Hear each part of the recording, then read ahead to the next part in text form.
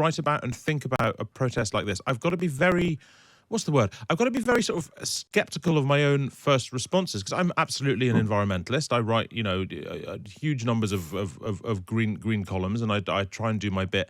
And yet there's something of a relief in the way when protesters are so incredibly unreasonable. I wonder if it's sort of useful for us being able to point at unreasonable people, because it's so easy to attack them and go, well, this isn't the way. And it's much easier to say this isn't the way than it is to say what is the way.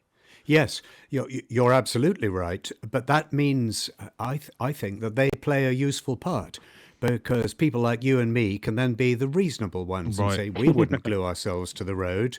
But, we're slightly embarrassed by what these people are doing.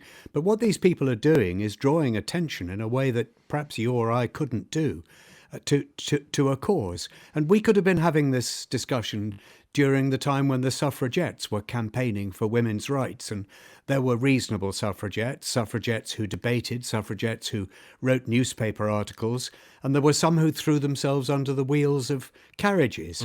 And I'm quite sure that the people said, oh, well, this is not the way to publicise the cause. These women are actually undermining the rationality of their argument. But everybody remembered the women who threw themselves underneath carriages. I was part of the various campaigns for homosexual rights, for gay equality. And I would never have done the kind of things that Peter Tatchell did. And I probably, along with other people, said, oh, Peter Tatchell, he's a bit mad. But Peter Tatchell rugby tackling the Bishop of Bulawayo in a churchyard somewhere, or whatever it was. We needed people like him. We needed outriders. And we could then, hard cop, soft cop, say, well, they're a bit mad, but listen to us. We've got an argument. It's a fascinating sort of duality there, the way without wishing to sort of over-egg it, it's almost like protest happens on the left, and because protest has happened on the left, change can happen on the right.